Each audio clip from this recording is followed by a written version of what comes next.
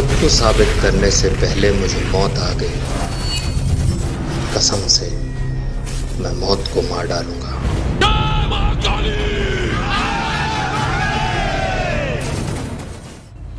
ऐसे पराक्रमी विचारों की मिसाल शूरवीर शहीद कैप्टन मनोज पांडे, जिन्होंने अपनी बहादुरी की कलम से फतेह की एक और बेमिसाल तारीख लिख दी।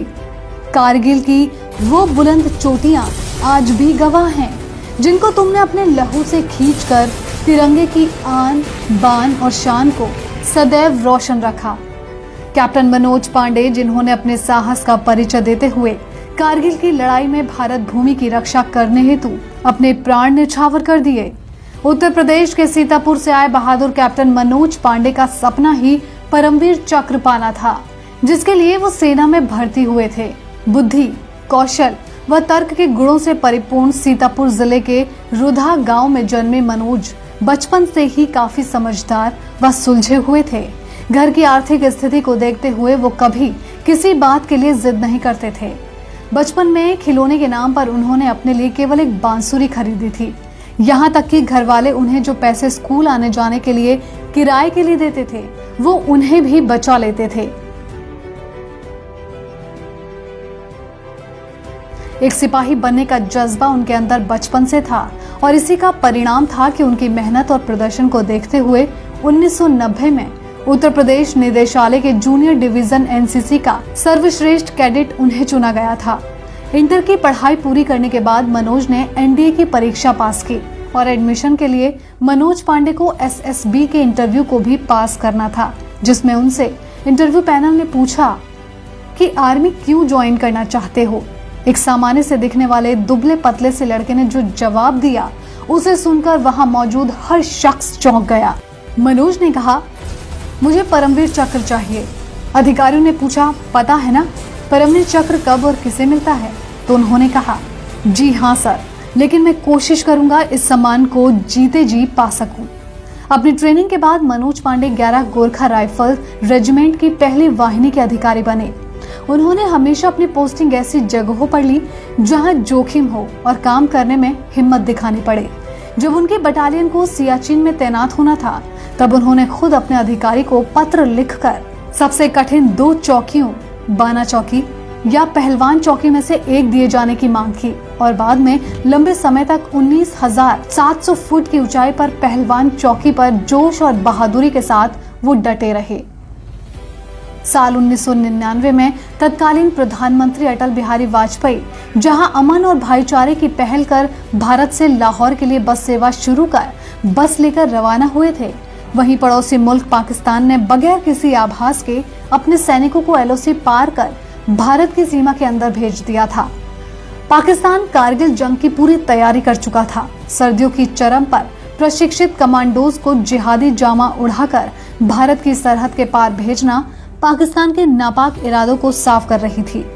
इस युद्ध की बड़ी चुनौतियों में से एक कठिन चुनौती खालूबार जीतने की थी, जिसको फतेह करने के लिए कमर कसकर कैप्टन मनोज कुमार पांडे अपनी 1/11 गोरखा राइफल की अगुवाई करते हुए दुश्मन से लड़े और आखिर में मातृभूमि को अपने प्राणों को अर्पित कर रणभूमि में तिरंगा लहराया।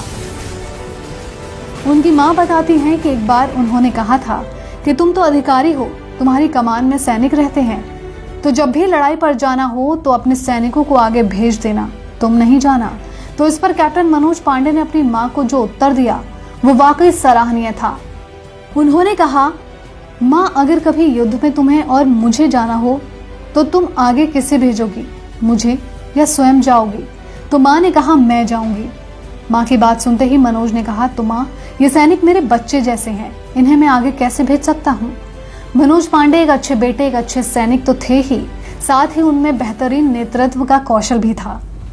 दरअसल गोरखा रेजिमेंट के लेफ्टिनेंट मनोज कुमार पांडे की पोस्टिंग सियाचिन में थी, जिसके बाद वो छुट्टियों पर अपने घर जाने की तैयारी में थे।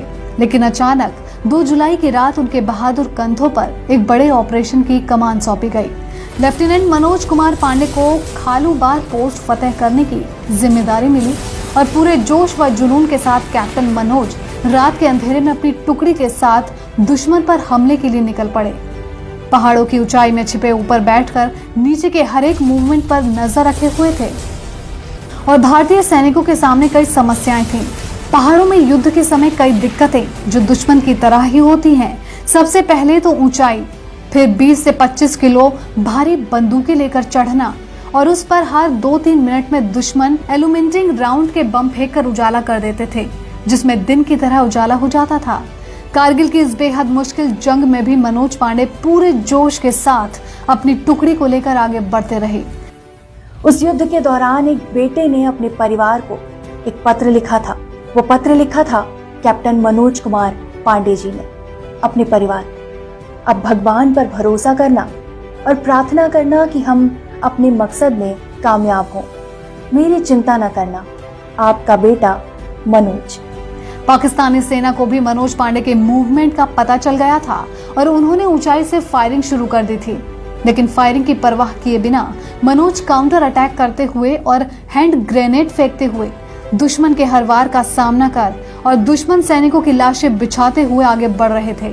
कैप्टन मनोज पांडे ने गोलियों से छलनी शरीर के साथ अकेले ही दुश्मन के 4 बंकरों को उखाड़ा था और शहीद होते हुए भी उनके आखिरी शब्द अपने सैनिकों के लिए यही थे कि छोड़ना नहीं। मनोज पांडे जी की शहादत से उनके जवान दुखी तो थे ही, लेकिन उनके रक्त में जो उबाल आया उससे वो पूरी दृढ़ता और बहादुरी के साथ दुश्मन पर टूट पड़े और विजय प्राप्त करके ही लौटे। मात्र 24 वर्ष की छोटी सी उम्र में मनोज कुमार पांडे देश के समक्ष अपने पराक्रम, वीरता और हिम्मत की मिसाल कायम कर गए। कारगिल की इस जंग में हमने लगभग 527 जवानों को खोया था। देश के इन वीरों का भारत माँ के प्रति जो समर्पण था वो सदैव इतिहास में उनकी वीरता को अमर बनाए रखेगा। ए सरज़मी ए हिंदुस्तान, तेरे इन जानिसार जाबाजों और शहीदों मुहाफिजों को सलाम है, सलाम है।